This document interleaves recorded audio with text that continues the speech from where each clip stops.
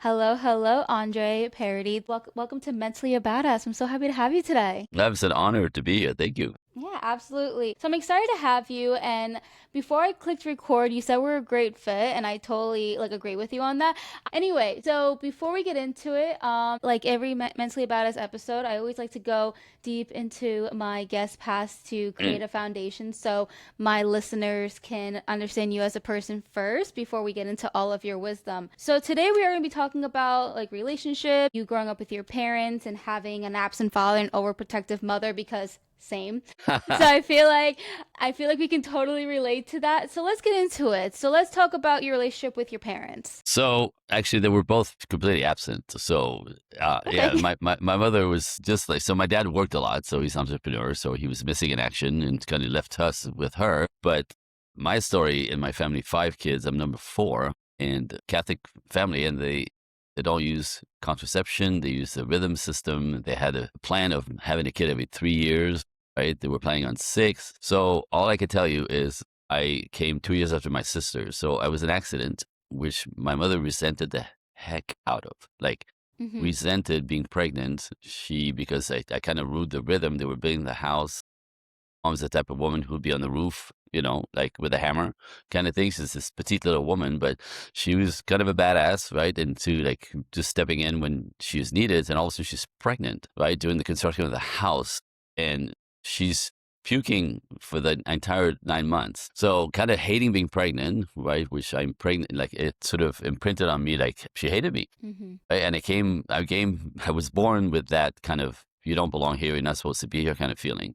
Mm-hmm. Right, kind of weird, really, really weird. But it took me to about the age of five to kind of put that together, right? Like when at 5 years old is when we come online, I call it, where your thoughts and your feelings come together. You go, and you could actually have thoughts about like the environment and realize the crazy family that you're born in. We all have a version of that.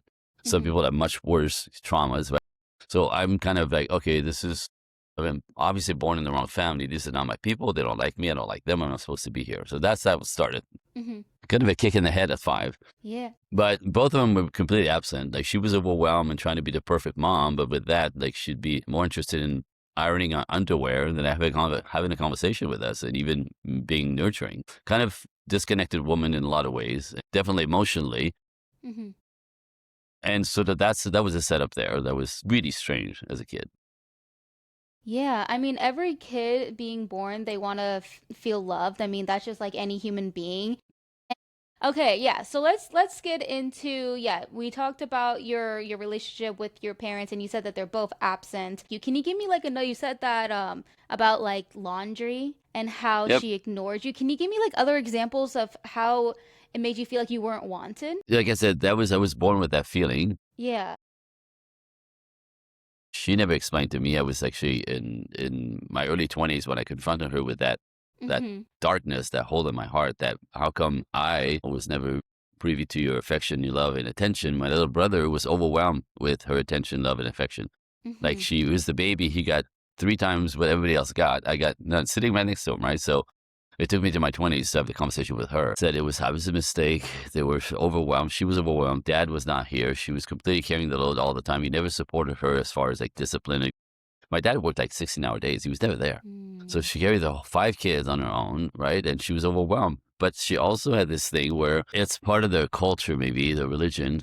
It's all about appearances. So as long as you Yeah. dress well and you smell good and you go to church every Sunday, and the neighbors are jealous of the fact you have a nice house and nice cars, and so it was a kind of a showcase of what appears. So in her mind, her idea of being a good mom was to like appear perfect to the outside world. And Mm-hmm. again, it was all duty for her, right? It was like the fur coats, it was the house, it was like, like ironing our underwear and our jeans. Like, who does that, right? Like this, but that was to her more important than us on some level emotionally, right? But she didn't have it. It's not that she was a mean woman. She just didn't Mm-hmm. even have it for herself. Like, she also had a life of being isolated. So she always tried to prove that she was valuable in the way that she was as a mother. She did it that way, not emotionally. So that was weird, but that Yeah. was her setup, right? That's what she do.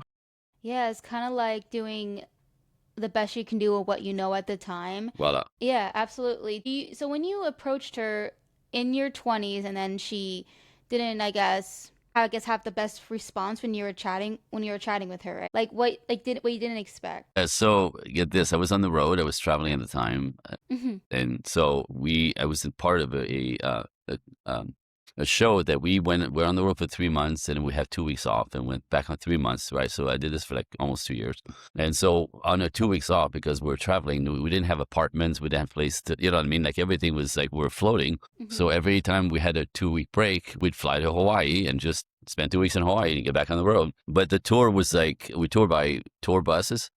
Mm-hmm. And there was some long, long nights where you can't really sleep and you're just sitting with your thoughts, with yourself on the bus, being rocked into like taking take an inventory of your life.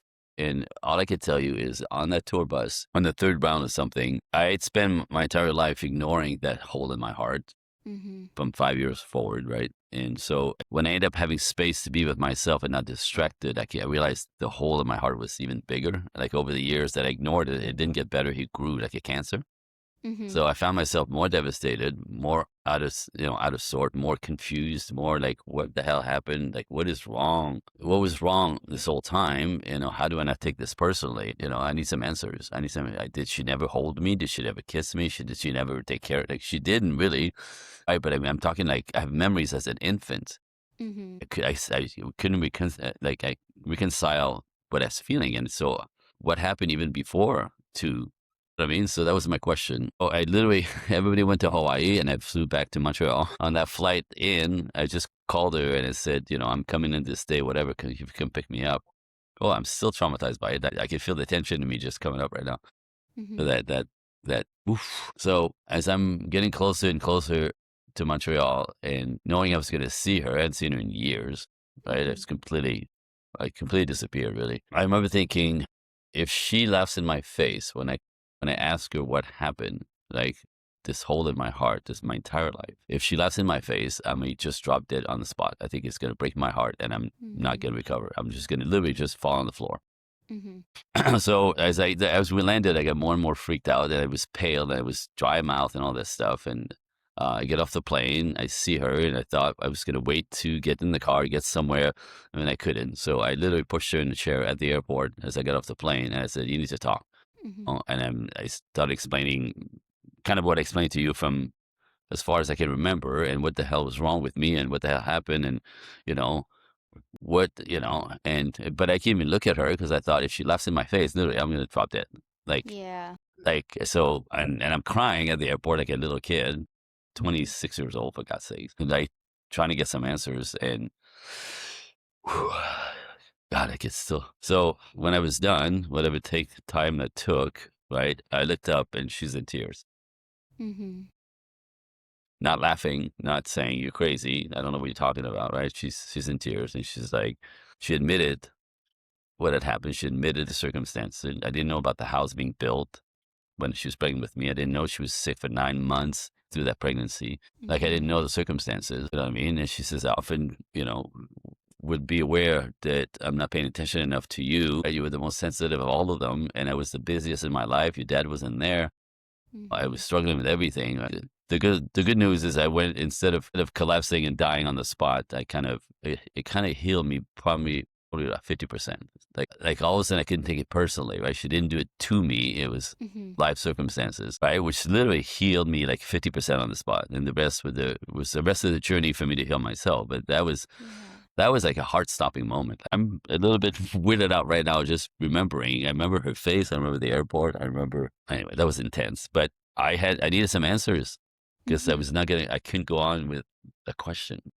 Yeah, I want to say I'm so proud of you because, no, for real, because it takes a lot of courage to, essentially confront a person that was, she wasn't knowing that she didn't know that she was hurting you growing up, and then, keeping all of that in, and then realizing like, okay, I'm gonna do it, because, and then also I mean, I've been there too, and I feel like a lot of people listening have been through situations where things are feeling heavy and you feel like the only way that it can go away is to talk with that person. And when you said the laughing thing is we fear, the reaction, Yeah. and like you kind of like get scared of how you're going to like react, like your brain, like how Yeah. your brain's going to react. If she was going to reject me again as an Mhm. adult, Mhm. having an adult conversation, that was the fear. Like if she rejects me again, I think my heart's going to stop. Like I'm just to really die of a broken heart. Yeah, oh my That's that gosh. was that was that was that was intense. But at the same Yeah. time, I couldn't keep living with that question. What Oh my happened? gosh, What yeah. happened? What happened to me? What is wrong with me? Because we take that personally as children, right? So if you're not, Yeah. I say we're not loved right, we think there's something wrong with us. Yeah. I would take it personally, and that's trauma number one. Excuse me, we all have it. It's just different level of trauma, right? Neglect, abuse, abandonment, mental abuse, physical abuse, emotional abuse, verbal abuse, sexual abuse. Some people have all of them. Yeah. And what makes me just like also just so proud and how courageous you are is that also being a male and this whole like idea that men shouldn't like Right. show emotion or be sensitive. So you kind of had all of that on top of it. Like, did you feel, I Yeah. guess, that heaviness too? Like your Well, societal expectation? like I said, I learned that being vulnerable is actually a way for me to release stuff. Mm-hmm. Now I have to be vulnerable to the right person, the right people. Do you know what I mean? Like a man, you're not going to talk about this stuff to everybody. But I had been able to be vulnerable enough to release some of the stuff talking about it. So stoic, that was my go-to. But this was beyond. Like this had to happen. Like I can literally not keep going like this. I was going to stop. I was going to not make it. Honestly, it's too much. So let's take a little step back into your childhood, growing up, high school life. Mm. How did like how, God. because now that we talked about how you felt with your mother neglecting you and how important your relationship, like how much it impacted you, like how was your like I guess self-esteem throughout Oh, brother. Yep. No, I'm very clear on that. So, like I said, that moment at 5 years old, I tell you, I was sitting, what happened. Okay, I remember the wallpaper. I remember the staircase. I remember the carpet. I can just, it's 5 years old when I'm like, this is the wrong family. And so it was both terrifying and at the same time kind of realized it was going to be up to me to take care of me, to raise me. To a Mm-hmm. 5 years old, it was crazy. But what happened in that moment is my internal radar kind of turned outward. Like Mm-hmm. instead of turning in, I turned out and started watching the world, trying to understand my circumstances, right? And literally kind of watched the world around me just to decode how this is possible. So I was the kid in school that was standing in the corner watching everybody. I was always okay enough to have one friend. I always had a good friend, but I was not popular. I did not fit in anywhere. I was scrawny. I was shy. I was awkward for all the reasons. Yeah, I was the invisible one everywhere, just the same that I was invisible in my house. So, but I was watching. I'm telling you, I was watching, I was watching, and then I became fascinated when I got a little bit older, like in high school, with the human condition. That's because I was watching the world and people all the time. Like, how come this guy's a geek and this guy's a genius in math, but he can't look in the eyes, and this one's like, he's got swag. He's 15 years old. He's got swag. How do you get swag at 15? Like, how does that work? You don't know it. You don't have, you know what I mean? And this girl's Yeah. kind of loose, and this one's a cheerleader. She's pretty, she gets all the attention, but she's kind of an ass, And like, how in the same environment, right? With the same school, the same Yeah. classroom, how do we all turn out so completely different? So that became my go-to. And like I said, I became fascinated with the human condition and psychology. And again, just to Mm-hmm. understand me and all of it. And that was my brain. So I've been the curious monkey my entire life with things to call human beings, right? Psychology, anthropology, science, biology, like all of it became my research lab since then, honestly. So that's how it all came up. When I was a senior in high school, I decided to take a psychology class. Mm, And see? that's when I learned I was like extremely fascinated. I got it was like an easy A for me. Nice.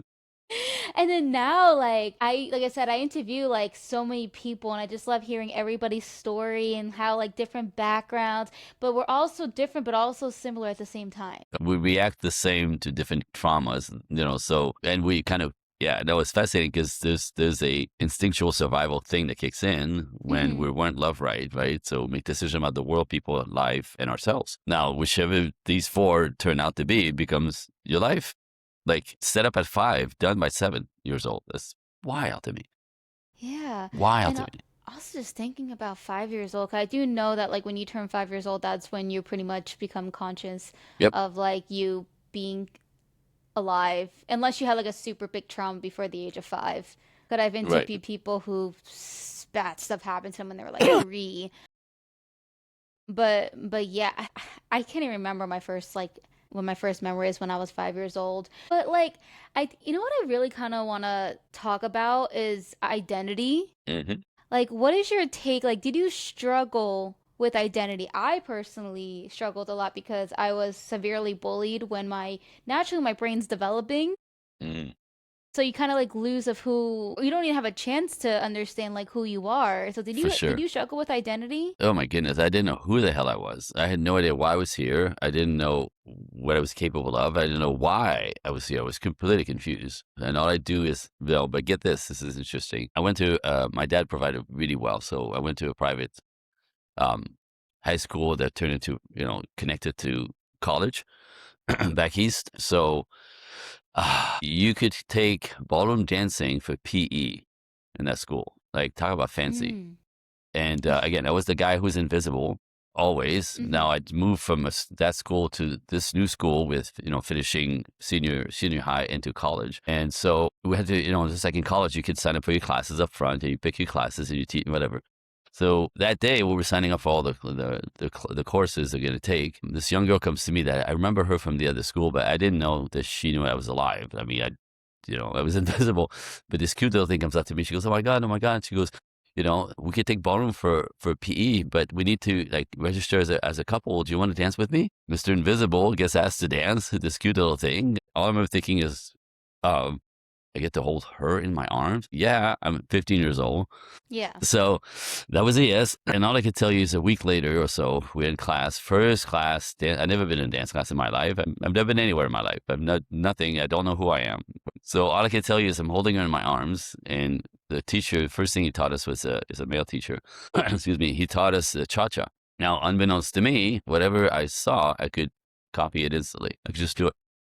I could just do Mm-hmm. it one after the other, this variation, this pass, this no, oh, new dance. I got it. I got it. I was like, what? So I discovered that I had a talent for dancing, which I don't know where it came from. So nobody in my Yeah. family dances. Nobody else is even in any way remotely musical. But what I could tell you is this: I went from invisible geek in 4 months to like class star. Mm-hmm. All the girls want to dance with me because I'm the only one who seems to get it, right? Like one after the other, after the other. And then I became the teacher's assistant because I could assist because I got it right away and I could help the guys. Invisible star. And that's when my identity as a person, what happened to me is, again, because I was a sad little miserable kid from circumstances in that class, and you understand this, musician understands this very well. And singers is when the right frequencies of music come together with the frequency of your body, when you blend them together, movement to music, right? Mm-hmm. There's literally a dopamine hit that happens. There's an uplifting of spirit. Like it just kind of lifts you up. You know what I mean? So Mm-hmm. I always often say I probably smiled for the first time in my life in that class. I'm 15 years old. So just kind of, what is this? What is like it could this, right? It was the music and the movement and I was good at it, right? So oh my God, I'm good at something. So that became my identity. I literally started dancing then. My parents all of a sudden they cared because they didn't agree. So they never cared about anything, but all of a sudden they cared because they're like, "Were you gonna do dance for a living?" But it's ridiculous. We're in Quebec City, right? Like on the East Coast in a snowbank. And all I can tell you is I didn't care about anything else. Like that's the only thing that kept me alive. Literally, that's just all I wanted to do. That's all that made lifted my spirit. Like I was a miserable kid, and I took Mm-hmm. that all the way, by the way, to their demise or their their I don't know. But I made my way to Los Angeles and became a professional jazz dancer. Mm-hmm. And I ended up dancing with Michael Jackson. I ended up dancing with Prince, Paul Abdul for 2 years, Julio Iglesias, a tango. So I go from a snowbank in Quebec. They're making fun of me because you can dance for a living. And I took it all the way. Did Mm-hmm. pretty good. And all of a sudden they took credit for it. He gets that from me. I'm like, oh, you guys, really? Oh my God. So that became my identity like, in that class, like just kind of something that was mine, something that I had, gift, a talent that I didn't even know I had, and that became literally who I am. That was my identity. To this day, I'm a coach. I've been an auto body uh, shop owner. But I still identify as a dancing dude. Yeah, and I think that's awesome that you found what you're naturally good at the age of 15 That's and then crazy. went for it. I found mine when I was actually, wait, I think it was the same age. Mm, Did the play in high school mm, and I found my love for acting, acting. theater, all of that, right? And let me tell you, it took me until just I'm 30 now. It took me to just last year to actually pursue it. Wow.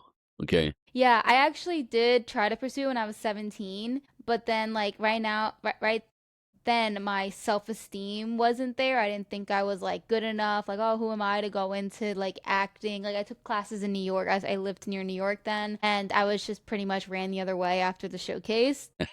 So Yeah. it's like I did this whole program for 6 months, and then it was like time to be in front of agents, and then I just completely Freaked out. like, Yep. yeah, and I didn't Not go back uncommon, to but it.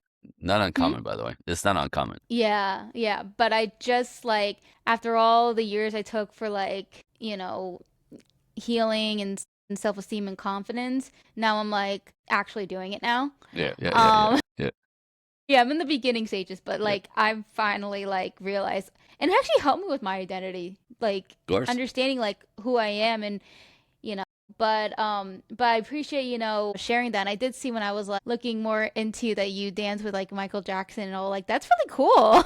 Just That's want to pretty just throw cool. that out. That's pretty awesome. That's pretty Cool. cool. Yeah. I mean, like the oh, I made it the 1%. It's the feast, but again, Yeah.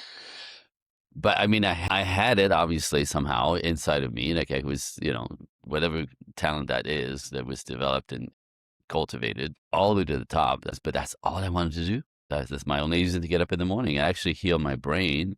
I understand again my Hmm. research with biology and human beings and the hormones and the chemistry of our bodies that I because it changed. You know that every emotion creates a chemistry within us, right? You're laughing, you get dopamine, like there's every reaction, crying that creates a chemistry within us with our brain. So I went from being depressed monkey, right, Hmm. kid who wasn't going to be here long, but every time I danced, I got uplifted, and over the course of a few years, it literally changed my brain's chemistry. I went from being depressed to, this is all right, I can hang in here for a while, to like, this is pretty good. I think I could, like go on with this for a while until literally like slowly into like maybe I could have a good life. Maybe I could have, be of importance here. Maybe I could lead. Like it's crazy, but it took like 10 years for me to literally kind of change my entire mindset, my brain settings from depressed, miserable to I could have the life, and so like confirming that with, you know, Michael Jackson and the rest of them. And excuse me, I went singing last night and I kind of scratched myself, so my voice is You're right. you'll hear it, but it keeps coming up because I'm talking. But I was the guy because of my childhood. I was never going to get married. I saw my Hmm. parents' marriage as disaster, right? I was never going Hmm. to have kids. Why would you bring kids in this horrible place? Because I was miserable, right? So Hmm. complete reflection of me. And then I met my wife,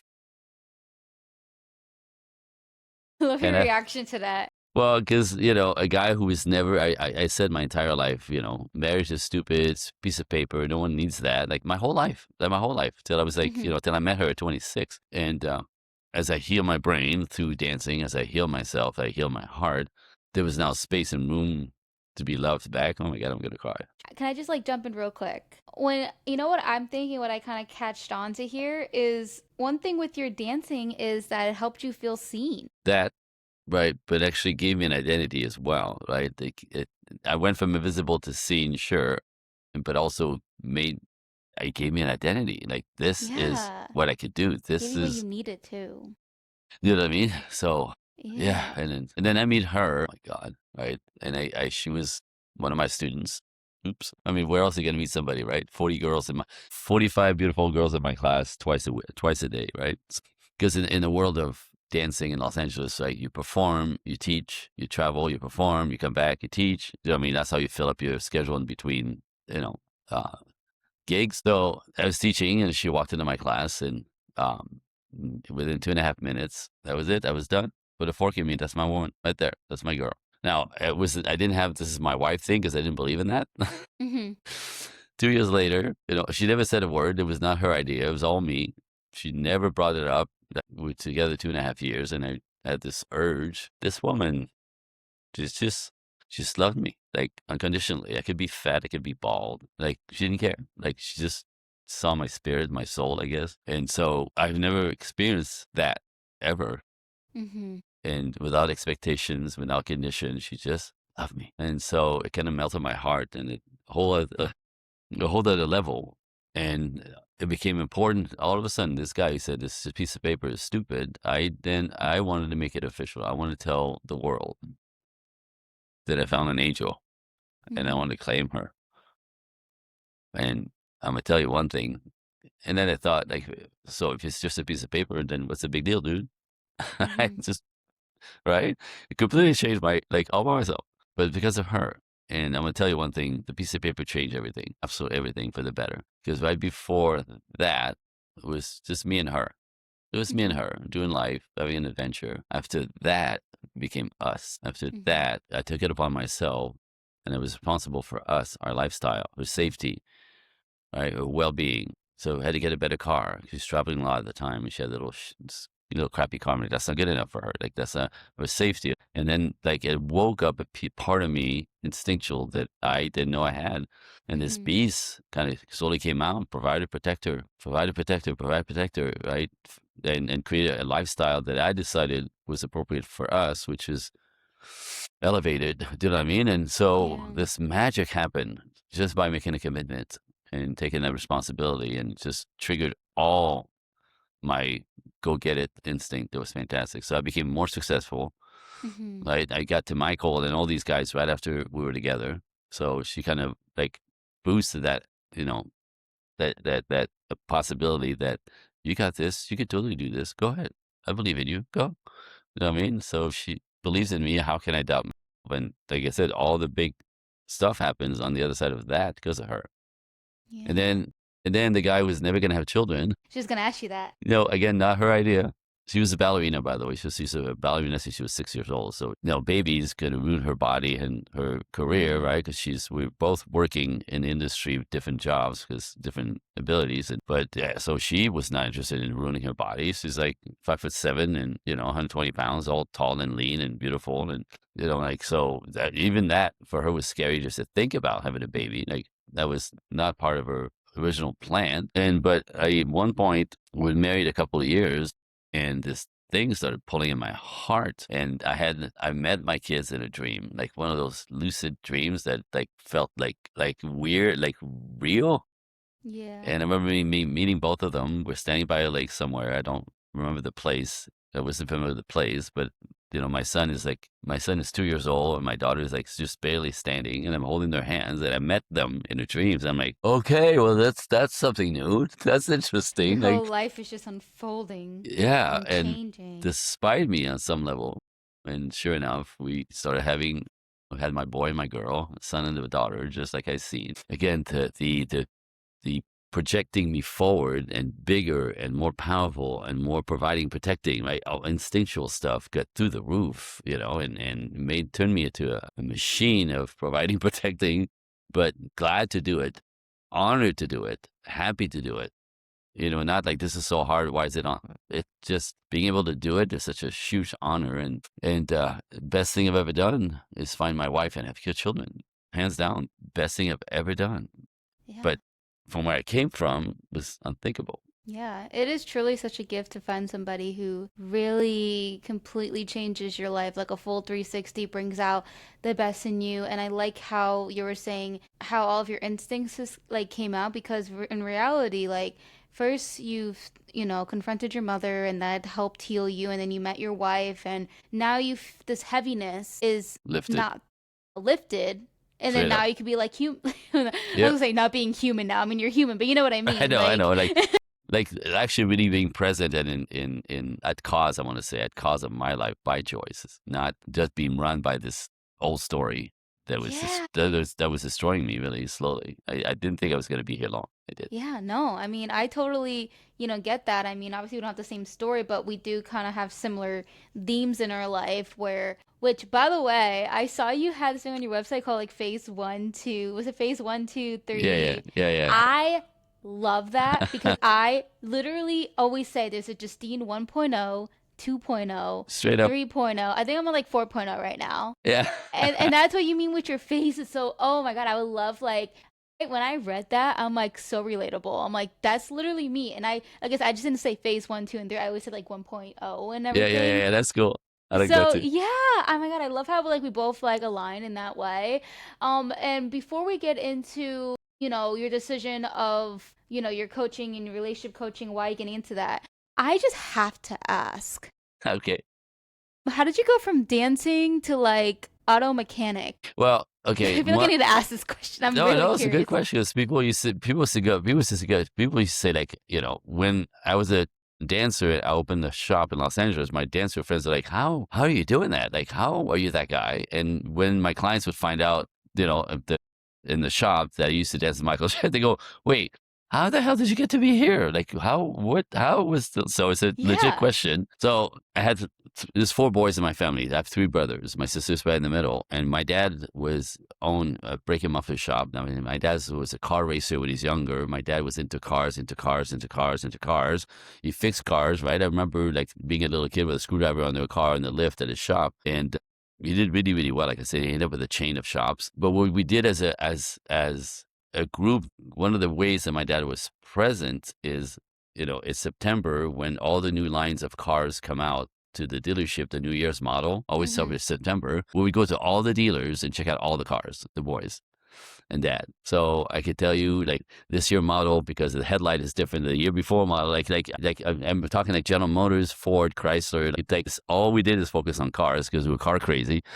Mm-hmm. And like I said, it was his business, but that stuck with me. And before I started, we moved 30 minutes out of town, but we still had to go to school in the city. I didn't change school, but I had to get a car. So my dad says, by the summer, right, by the end of the summer, you need to have yourself a car because it's going to take you and your brother to school 30 minutes away every day. But he wouldn't help me with a car.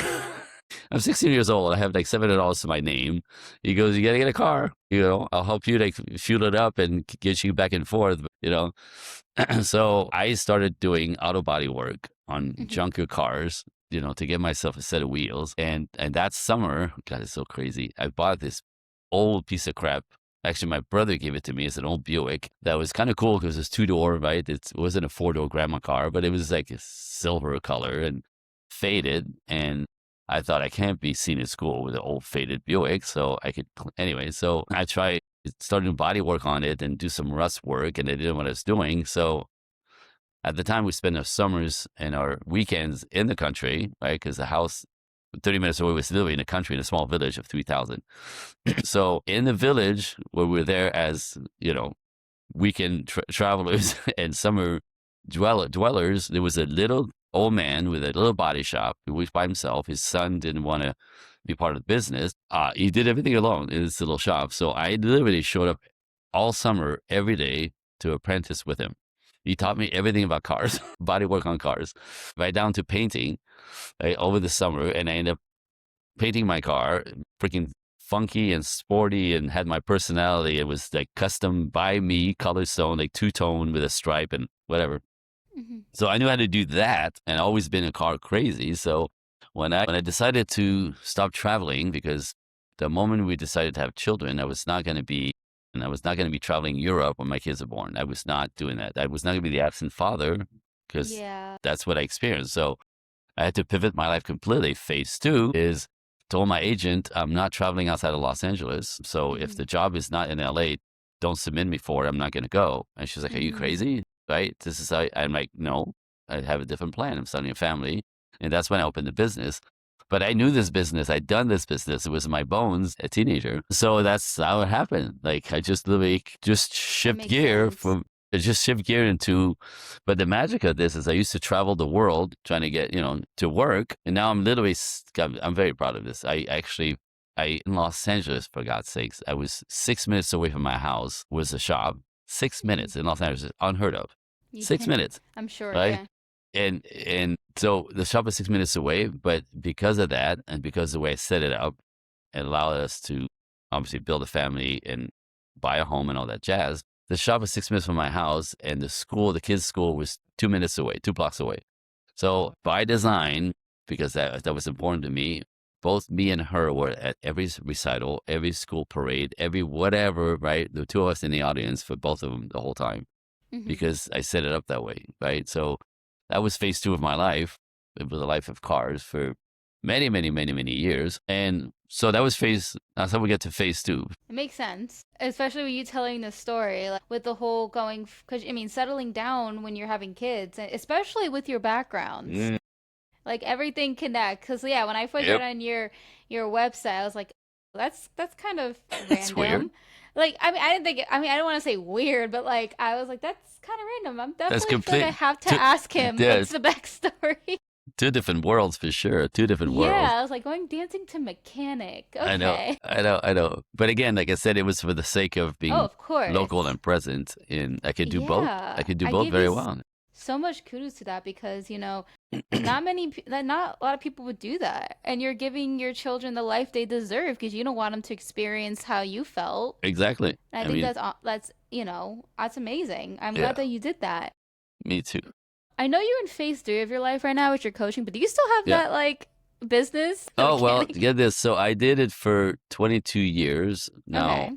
but halfway through now, this is part of the story.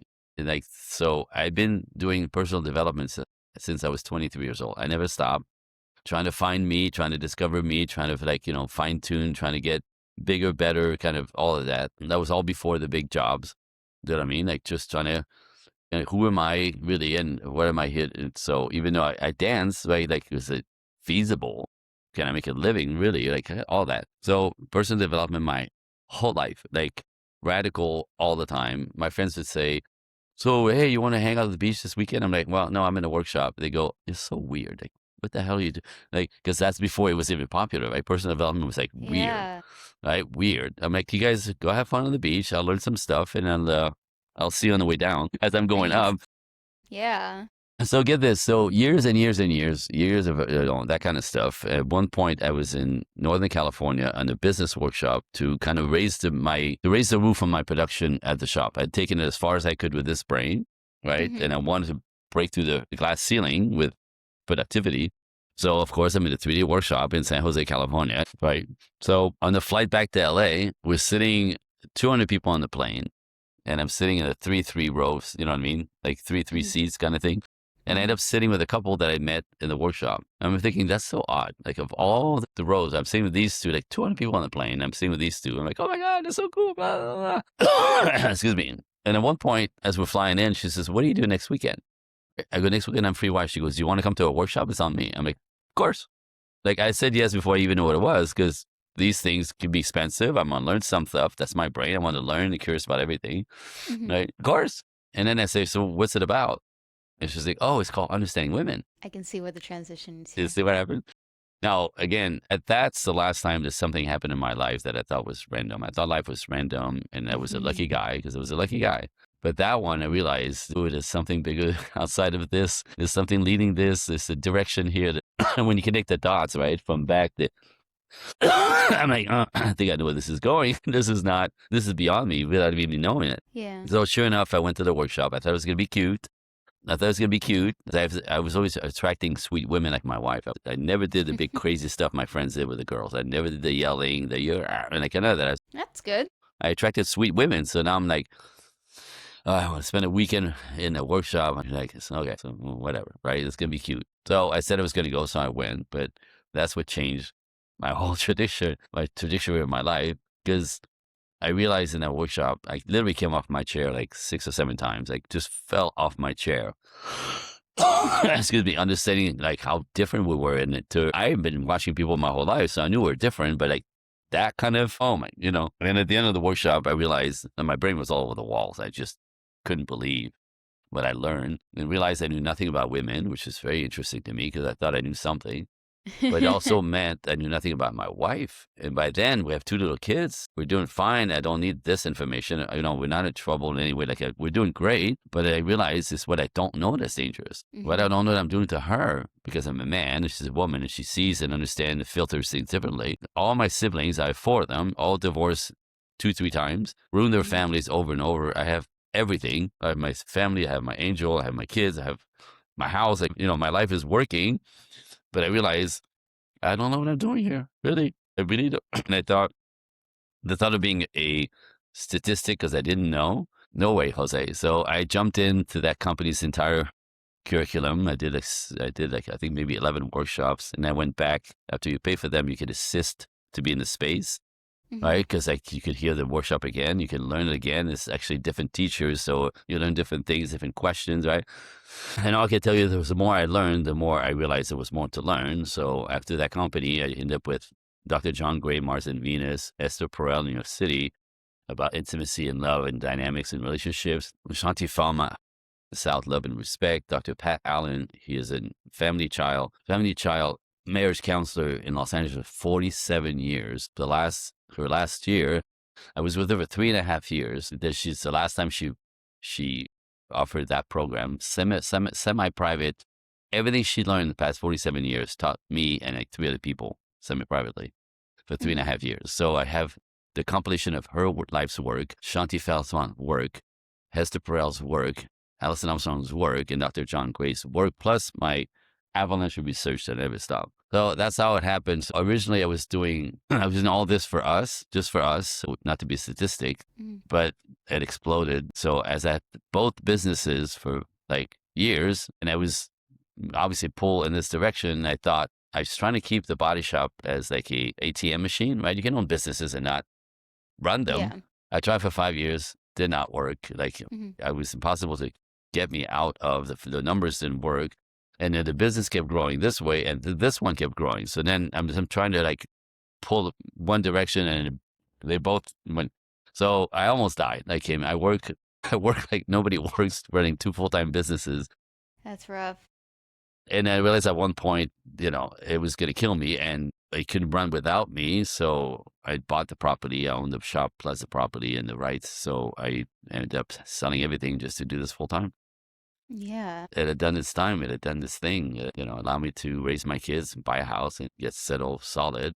I was done with that. It became inappropriate for me to be there. Yeah, and it seems like your path is pretty clear, which is great. A lot of people are still kind of living life on autopilot, Mm, not really knowing like, okay, we're on this earth, but like, what are we doing? You know what I mean? mhm. So, and I love how you talk about your storytelling and everything because it all connects together and completely makes sense. And I personally have experienced, of course, I'm not going to talk about my stories because this is obviously about you, but like, I totally like one thing to another and just everything just makes sense. And then auto mechanic thing, it served you. When it doesn't serve you anymore, you gotta Moved on. move on to what is serving you now, which is your coaching. And I'm curious to know, when you took the workshops, Yep. what is something that like stood out to you that you were like shocked, I guess, about like women? 7 times off my chair, 7 times. So the big one is I understood we all have a sense of that, but like why you take everything personally as a woman. It's not Mm-hmm. because you're crazy, right? Mm-hmm. She kind of decoded the genetic makeup and of anthropology, literally, that makes women so aware of whether they're being seen and heard. And if you're not seen and heard, well, often will if you feel invisible and not lovable, you get your feelings hurt. So you constantly see everything coming at you in like, what does that say about me kind of thing, right? So that was fascinating. Talk about like decoding the human mind, but something that we don't have as male at all. We can't even understand it. That how you never ever ever as a woman ever not aware of your physical safety 24/7. Like that was a shock. It was Wait, never. I'm just sorry. Can you repeat that? your physical safety. Like you're constantly aware of your physical safety. You're aware that you're smaller and weaker. So you're aware, like that's why you run to the car in the dark. That's why you're afraid of elevators, staircases, and parking lots all the time. You know what I mean? Like that's so. Especially elevators for me. Sometimes I would See, like like take whatever. stairs. Like I just thought I was claustrophobic. No, it's you're a woman, and there's an instinct knowing that you're at risk if you're alone. You're at risk if it's dark. You're at risk. You don't walk by that van on the sidewalk with a side door. You cross the Mm. street. Like, there's an awareness of your safety constantly because you're smaller and weaker. We have none of that. We don't have anything. Guys don't run to the car in the dark. Men at war aren't even afraid of dying. They're afraid of not be there for their families. Understanding that you ladies are constantly hyper vigilant in your physical safety, right? There's 4 layers of safety, but that one is primal. And if you Yeah. live alone as a woman, one of my lines is as a woman, and explains a lot. See if it fits you. Is the enemy of femininity is a woman left alone. I'm gonna corner you right now. Corner me. Just because one thing that you said that stood out, that I want you to just go explain more, because I know you meant well, is Yeah. that you called women small and weaker, and the word weaker is like a something that women would not like to Sure, be sure, called. sure. So yeah, Well, just explain more into what you meant. 'Cause I know you meant well. weaker, right? So that's the physical thing, not minded, not temperament, right? So physically, you're Mhm. smaller and weaker, as in even a guy smaller than you could overpower you very, very easily. Really? Strength wise, because our muscle density is different, testosterone, genetics, all that stuff. So there's an instinct about women understand that, there's good guys out there. Most of us are good guys, but there's bad guys out there, and those are the ones who are all the trouble. So you have an awareness that you're vulnerable. Yeah. You're smaller, and you're physically weaker, right? So it's just an awareness that it's instinctual. It's not as much of a thought process, but you react to it, run to the car, afraid of it, parking lot, darkness. Oh my God, right? It's something that we don't have at all. So often we'll freak you out, we'll scare you, we will not be cherishing, right? Some guys have so lost the ability to be gentlemanly. Like, I go, Hmm. walk her to the car, dude. Right? Like it's 2 blocks away. Like walk her to the car. It's 8 o'clock at night. Well, she's all right. And then she'll tell you, that was interesting. Light flash. Yeah, I don't know why I did. I think it's a ghost in here or It's something. I weird. I do know. have like a box light, but I don't know Okay. why it's switched to it. Yeah. That's never happened. Maybe there's a ghost in here. We're touching I don't know something. why I did that, but We're that shaking via that was frequencies. weird. I know that was weird. But so like me being a workshop head all the time, I'm always in a hotel somewhere doing another workshop, right? I mean, that was my whole life. And understanding when I understood women have that kind of safety paradigm, but you're also raised to be strong and independent, so you don't really want Yeah. to, right? You don't Oh really my want to God. admit that. But I can't tell you how many times. Yeah, I know. I mean, that's my entire life. I deal with this every day. So I'd be in, every workshop we ended up in a hotel. You end up having some snacks or some drinks afterwards, right? So the workshop's Yeah. over at 7 o'clock, and we all pile in the bar at 8 o'clock to have some food and some drinks and kind of socialize because we've known each other for 2 days now or whatever. And every single time, right, I'm finding women safety. So I would see a girl get up. Do you know what I mean? I go, you leaving? Yes. Are you by yourself? Uh huh. Where you park? Stairs? I'm going to walk you. Oh, no, I'm good. No, I'm going to walk you. No, no, I'm good. I'm fine. I'm fine. I go, can you let me be a gentleman? I'm going to walk you to your car. And they go, okay. And I would like literally walk to the elevator, get down the fourth, five, six flights down, and parking lots in hotels, like low ceilings, dark and smoggy, even like kind of humid and warm, and then trying to find the car because there's an ocean of cars. I think Yeah. I think it's that way. So she's wandering in the parking lot, but I'm Hmm. there. Hmm. Find the car, and it would stand like I would stand at the rear corner of the car, and I go, I'm going to be standing here until you leave. Like, just know that I'm going to be here until you drive off. So I go, well, you don't have to. I'm going to stand here until you leave. You know what I I'm mean? literally the And same this woman is way. like, safe, right? So she get in the car, lock the Yeah. door, start the car, plug in the phone, right? Put it in reverse and say, do one of these. And as soon as they drove down the thing, I would actually go back upstairs. And I would do this like 7, 8 times in that evening. And sometimes I'd have, if 2, 3 girls would leave together, we're in the same car, we just park like, across the street over valet. And I'm like, okay, you good? We're good. But often it's the women that would go downstairs alone or across the street alone or all that. And sometimes there's 2 leaving at the same time. Are they together? No. She's parked on this side. She's parked downstairs on this side. So I would get Hmm. one of the gentlemen. I go, can you walk her to her car? What? Hmm. Can you walk her to her car? No, I'm fine. I'm like, stop. Let us be gentlemen. He's going to walk you to your car. I'm going to walk her to their car. We'll see you on the way back up. So that watching a woman relax, feeling safe, just because I'm present and I'm security, right? I'm not creepy. I'm not following. I'm just, walk to the car and just stand there and go until you're gone. See you later. And Yeah. I'm definitely that one was of a big those. one. Oh yeah. And I'm definitely used to be, still kind of am, but learning that if people will be like, "Oh, you want to walk to?" I'm like, "No, like it's fine. I And I think part of me is, and I guess what you're saying, I guess kind of goes to like the whole personal thing. Me thinking like, oh well, like it's fine, like I'm good, like I can take care of you myself. don't want to be a Not even burden. realizing it until you're saying it right now. Yeah, But I yeah. like don't mean like it's nothing personal to them. And I think another thing too is I personally am like an independent person. Sure. But I'm also am tiny too. See? And you know what's crazy is that so I live in Oh, the Orlando area. okay. Like that's where I live, and I my acting classes are in downtown Orlando. And so me and some classmates will just go and like hang out after, and then right when I was like time for me to like walk to my car to leave, I think it was like midnight or something like that. Uh-huh. But Uh-huh. it was interesting though. My friend was like, "Oh, let me walk you back." She's a woman herself, and but like I say to her, and I was like, but then you have to walk back. Like that Right. doesn't make any. No, guys. At first, I think I was like, oh, it's fine. Like because I guess in my head too, I'm like, she's a woman too, but she is Mm, also a lot taller than me, right. and like definitely like more, I guess. May Like not yeah, feel more like less.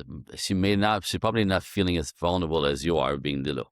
yeah. You know what's the funniest thing too? Like she just likes to joke around, be like calling me like her little sister, or whatever, right? You know. I'm like 5 years older than her. Is she firstborn? Because that's what firstborns do. Well, I don't know. I should probably I mean, ask her when so I see yeah, her the on firstborns Thursday. who do this, they take care of everybody. They put themselves out for the others, even if Yeah, it's a little bit unsafe. she's like that. But I did tell her, I'm like, listen, if you're gonna walk me to my car, someone else here has to come with us too. Cause like that kind of like defeats the Yep. purpose, you know? Like I Yep. want you to be safe too, you know? And but no, she had a point. Like honestly, at first I was like, oh, that's fine. Like, I think before I've met her, I used to, cause we went to a kava bar. I don't know if you know what kava is. Mm. Kava Nope. is well, it's not an alcoholic bar. It's like kind of like plants medicine Okay. kind Okay. of. Okay. Okay. Yeah, Okay. yeah. So we go there just like chill and whatever. But I used to go there like after class, like just by myself just to get because you can get it to go because it's totally like it doesn't like mess with like any Sure. cognitive ability. Sure. Anyway, so long story short, before I met her, I would just do that myself. So I think in my head too, I was like, I would always just like walk back to my car naturally because I would just go and just because that place was open Yep. till 2 in the morning. So I guess in my head I was like all the time, like I walk back by myself all the time. I'm always cautious, of course. Every time I'm Yep. walking, I'm always like checking Aware. behind. Yeah. Right. Yeah, but I guess yeah, and I guess in my head I'm like, oh, what's the point? I always like walk by myself anyway. Mm. But she did have a point when she said about human trafficking, how it's like Oh yeah. Orlando's a Yeah. pretty big. Yeah. I Yeah. didn't Yeah. honestly Yeah. didn't cross my mind. But Ladies. she no, she's right though. She's so right. Like yeah, Absolutely. human trafficking's a problem in Florida. Yeah. So like a huge problem. So I'm like, Yeah. okay, fine, fair, it makes sense. Like I Yeah. don't want to die tonight. Right. So Right. like I don't want Kidnapped. like a van coming up to me and like just like taking me or like that would Yeah. suck. No, you think? Oh my goodness. Yeah, that would suck really bad. But like let's so that's really interesting. I'm glad you share that. Yeah. And And so I right want to say, yeah. just before, it's like, in the world where you're all raised to be strong, independent, and powerful, like the idea of letting somebody help, like you don't want to be Mhm. needy, you don't want to be like, Yeah. so you resist us being gentlemanly. And then, I had a guy last week, I'm like, is in Connecticut, but he walks everywhere because it's just the downtown. So they walk to every place kind of thing. You don't even need a car. You don't need a car to get around there. And was on a date after I gave him some tips because he's a client. And at the end of the date, he hugged her and let her walk to the subway. I'm like, you what? Are you like, dude? So I had to explain this to him. You know what I Yeah. mean? Like, as a woman, right? How gentlemanly would it have been for him to walk her to the subway station, down the stairs, right? And just sort of Yeah. wave her when she get in the thing, right? Now she still has to go home from the other side. But I mean, he let her walk. Like, and then he got embarrassed. He's like, oh my God, like, I'm such a jerk. What a douche. I'm like, well, if you want to make a good impression on a girl, like if you provide, protect, it starts from the get go, right? I provide, protect everyone, everything as a male, like everyone. Anybody who Mhm. needs help, I'm providing, protecting, and available and stepping up, right? Like young girls, old women, like, a gentleman who's struggling, to get out of his car. I've done it. Our natural instinct is that. So, but young men, because women keep turning us down very often, kind of lost that even thought. But Mhm. I'm telling you, I brought it up. He instantly was embarrassed and shamed, like that he sort of really missed an opportunity to be shown to a woman that she was safe with him. Yeah. Again, something we never think about ourselves because we don't have that at all. Yeah, I'm trying to think if there was ever a time that happened to me. I don't know. Well, that'll take me a while to like sit and like remember all the relationships I had in my life. Mm. But my next question to you, because you're Just a start. relationship coach, I know you were mentioning the workshops and everything, understanding women. Yep.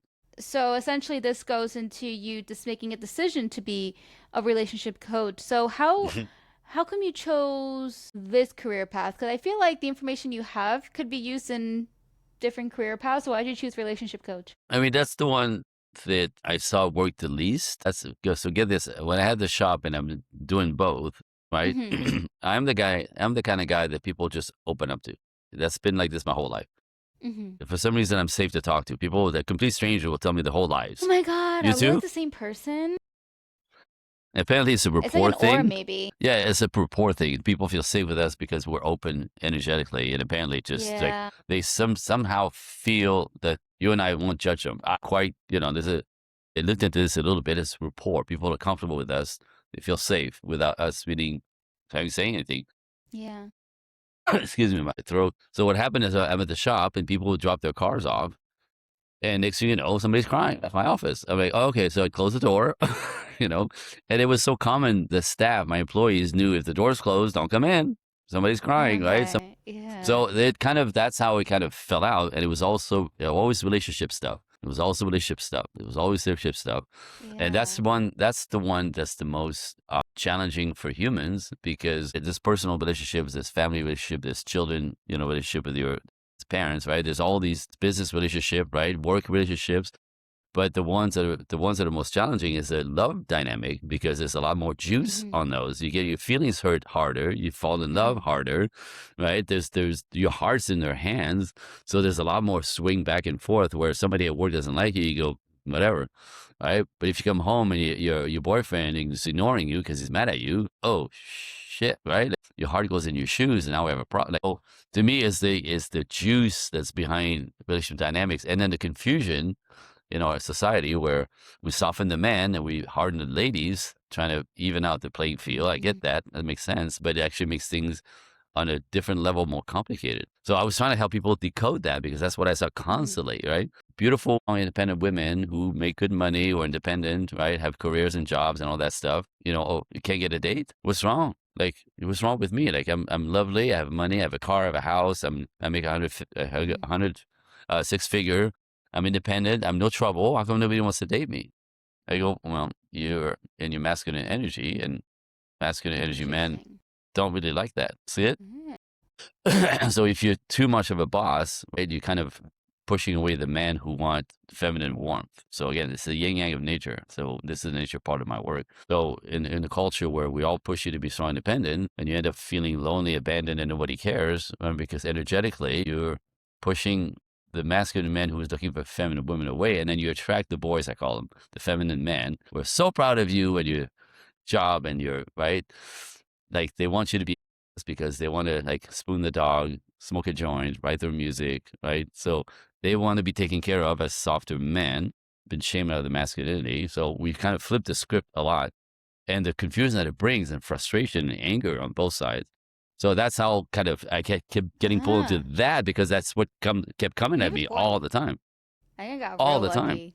I think I got real lucky because like I'm trying to say this without sounding like full of myself or an Yeah, or ego, whatever. I don't don't want to worry, say shit. Whatever. don't worry, I don't think worry. everyone knows I mean well. Is that I've never really had an issue of men, I guess, being like attracted to me besides like, you know, like grade school and like when I was like different. Justine 1.0 is different. No boys wanted to Yep, be near yep, me. yep, yep, But yep. that's a whole different. Besides that part of my life, I've been pretty lucky in the other department where I didn't really have to try Hmm. to like they just kind of just naturally come to me, and I guess I give off like I guess they attracted to like my energy or whatever. But I'm also so I guess I think I have like a mix. I guess I can kind of give off feminine, but I'm also a very independent For sure. woman. And actually, my boyfriend currently, yes, currently now, why am I like I've been dating him for 4 years. We live together. Like I don't know why I'm making it seem like, oh yeah, this guy now. Like we're pretty serious. You're funny.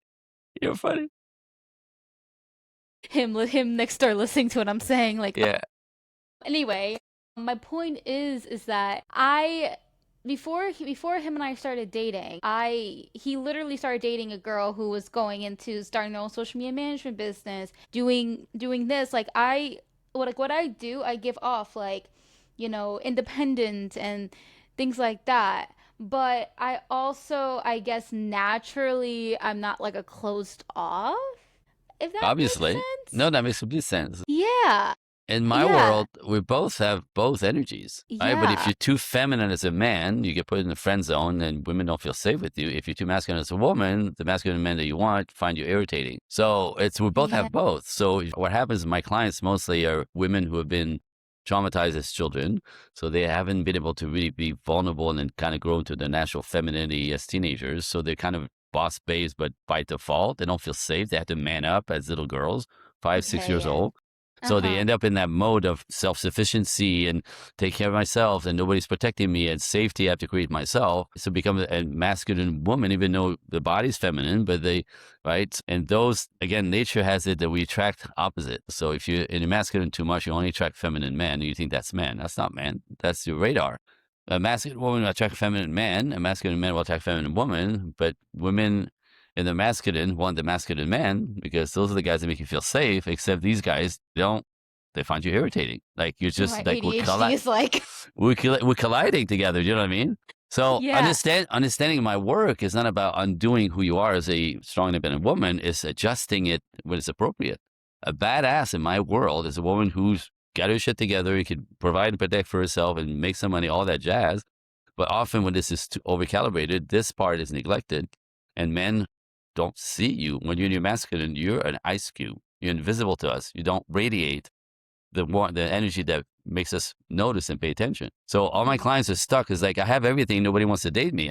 And she goes, I have an office with like 6 available bachelors, and they don't even talk to me. They don't even like consider me. I'm like, I know you're too masculine. You're one of the guys. That's how they feel you.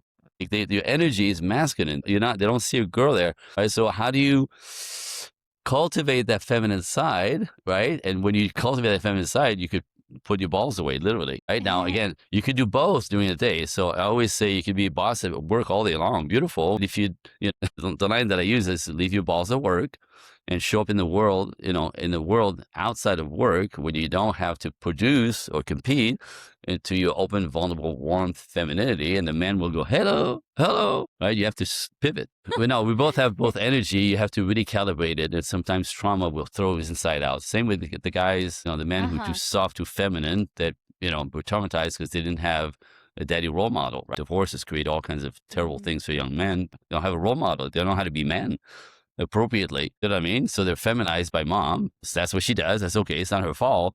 But that's when trauma becomes kind of That a is condition so that's to be intriguing. fixed.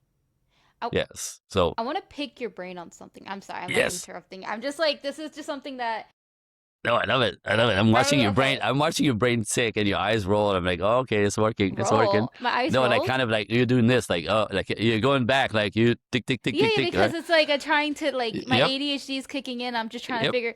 So I do want to pick your brain on something, but I'm also trying to. Is there such a thing about being too feminine? I've never heard Sorry, it. on the woman's side, being No, like no, obviously. too feminine. Yeah, yeah, yeah. Yeah, no, because what happens, Finity, excuse me, you have to have a male body and male hormones and testosterone to understand the effect of feminine energy on us, right? Feminine energy kind of pulls us forward and triggers instinctively provide, protect, share, give, seed, pay. Like all these things are natural. You don't have to manipulate man to do this. Masculine man, that is, not feminine man, right? So masculine men respond to femininity like a magnet. It uplifts our spirit so much. It's such like a breath of fresh air. It just soothes my soul, right? Interesting. It's like Uh huh. there's no words for this. There's no words for this. Like it's like I say sometimes, like, it's like sunshine on my face, but it's so much bigger than that. Like it's just lifts our spirit. It gets us out of our heads and brings us present. And we actually kind of feel alive in the presence of femininity, where if you're masculine, you're just in your head like I am, who cares? So there's just all these goodies that come with this. It's a magnet. Men are magnetized to it, right? So there's no such Really? thing as too feminine unless if you're like it's not even a femininity, it's kind of a temperament thing. But if you're too passive or you're a burden, right? You have no opinion and you like everything he likes and you have like no, you know what I mean? Like if you have no personality and you basically your whole life depends on him and his choices, what he likes, and you just piggyback on him, that's kind of a burden. So no man really wants Mm, that, but it's not a yeah. femininity thing. It's codependency, this codependency kind of thing. But the femininity itself, you cannot have too much of it. Interesting. Like men delight around this. By the way, you become a magnet. So men will get pulled forward. They'll provide, protect. They'll see. They smile. They open doors. Like do all this stuff. Like all of us. And then women are nicer to you when you're feminine. By the way, right? Children come smiling and dogs come sniffing. Like it's just a magnet of life. Changing your energy changes the environment completely in your life. So that's the work. Sometimes when you're stuck on one side, how do we recalibrate you on the other side? For men, same thing. Okay. Andre, I've learned so much from you. No, I That's really sweet. have. I feel like I feel like we need like a part two. But We I could. do, There's a lot to talk about. There's a lot to talk about. yeah. Okay, I do ask all of my guests at the end is Yep. if your journey, your healing journey has a theme song, what would it be? Hi, Marvin Gaye. What's going on? Wait, What's hold on. going I on? added to a What's Spotify going on? playlist. Yeah. Oh, yeah, I know the song. My What's whole going life is on? like, What's what the hell going is going on? on? What's going on? What's Is going on? that I the don't name of the understand. song? Yeah, I think so. What's going What's on? Marvin Gaye. going on? What's because That was a I question of my heart my entire life. What is going on? What is all what this? is What is the who is it by? Marvin Gaye?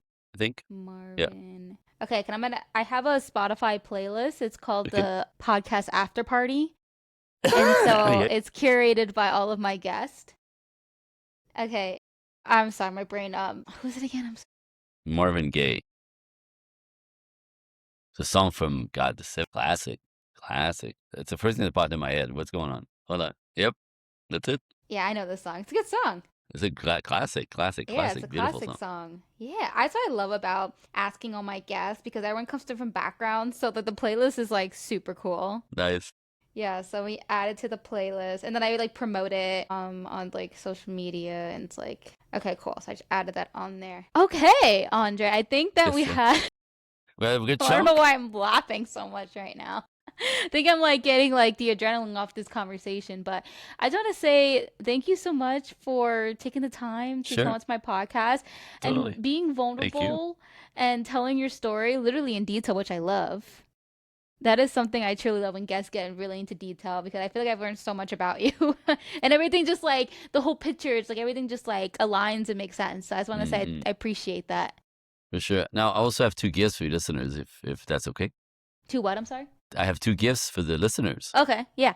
So I do a lot of these podcasts because my mission now, my God mission is to spread this to the masses, right? And the world is upside down and everyone's confused. That's what I see Mm-hmm. every single day. But this is what I do every day, trying to help people kind of reframe what works better. It's more natural than we have it in our culture right now. So there's a modern way to do healthy relationships, what I'm saying. I'm not going back to the 50s. I always get accused of that, right? I'm like, no, it's I not what get I'm what you're saying. saying with the whole You know what I mean? cornering you said before. Yeah, I so get where you're coming no, from. that's not Yeah. that. So in my world, so I do podcasting trying to hope. So I spread the hope. There is hope, ladies, to find good gentlemen. Gentlemen, there are good ladies out there, right? You have to filter through because our culture is kind of turning everything on its ear. So I noticed when I do podcasts, spreading the word, is that there's two types of listeners that I noticed. So there's listeners who just come on because they're just sort of starting to poke around with this masculine, feminine dating dance. Like, what the hell? Because it's popular. Everybody talks about masculine and feminine. What, how, and what do you mean I'm masculine as a woman? I'm just doing what I need to do. Mm-hmm. So I call them information seekers. So we let the audience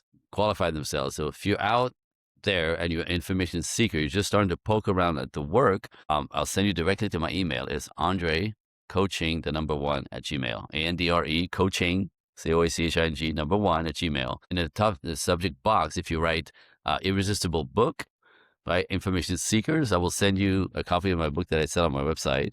It's called The Mm-hmm. 5 Feminine Qualities High Value Men Find Absolutely Irresistible. Boom, boom, boom. This is my work with men. This is men speaking. And Mm-hmm. it has to do with, we talked about this, it's about irresistible qualities is your energy, how you show up that actually move men, not your physicality, not your hair color, none of that. It's 30 pages. It's a workbook. You get to fill it Mm-hmm. out, right? Send it to me or ask for it. I'll send it to you. Andre Coaching 1 irresistible book. Gift for me to you. I sell it, but for your listeners, if you're curious, Mhm. this for obviously for the ladies. You can also ask me questions, about what we talked about. Like I'm here to uplift and help. Yeah. Second type listeners that I notice are people who kind of more naturally action takers. Do you know what I Mhm. mean? So something I said, like you did, like you resonated with some of the stuff I said, and now they kind of like want more, or they want like to help me decode their circumstances. So if you're an action taker, it takes a little courage. J Coaching One in the subject box, just write "talk now." It's and what I'll do is I'll send you a link to my calendar. You find yourself an open space that like you and I right now are having, just a one-on-one. It's on me. It's on me. This is for you guys having the courage to poke around and basically to help me have me help you decode your circumstances and why you're stuck.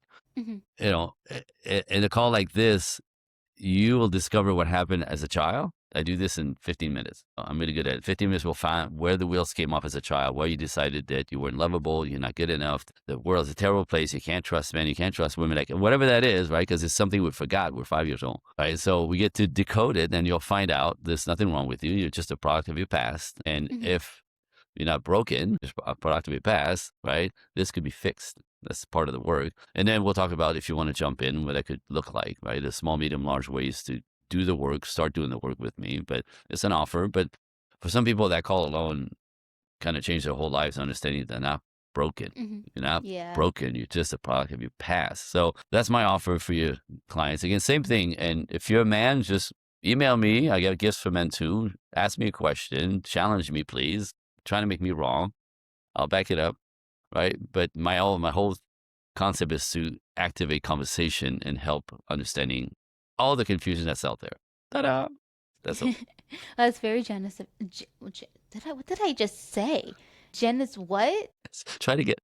Oh my god! Like You're funny as hell. what? You're funny as hell. You're funny as hell. That's very generous. That sounded super sarcastic and what the? Oh my god! That sounded so sarcastic It and did. mean. It did. It did. Why is you know what this is? When I feel, I guess feel like a little embarrassed, I just cope with like humor, and then I'm Got just it. like, what am I saying? Anyway, grounded. I thought I worked through this, laughing through pain. I thought I worked through it. What is happening? Okay, this just I should have bloopers for this. Like, it's just the chaos. That's Of, actually kind of I fun. I really hope. Don't cut it. I think it's cool. It makes it real. No, yeah, no, I totally get that. Anyway, that's very generous of you, Andre. Why am I? You know what I mean. I Like, know. I got it. I got it. I got it. all right, thanks so much. I really appreciate you. And I do. So do I. You. So I'm stumbling now. We're doing great, and I appreciate you too. Was that sarcastic? No, I appreciate you too. This fear and be like these like What's how wrong do with we these go two? from such deep serious conversation to us just thanking each Just other and and being like I falling apart. appreciate you and we're just laughing and then people if they see like Justine what do you have in this cup like Hey, it's coffee if you were there curious. you go. Just water. Okay, I'm just gonna click the stop button at All this right, point. beautiful.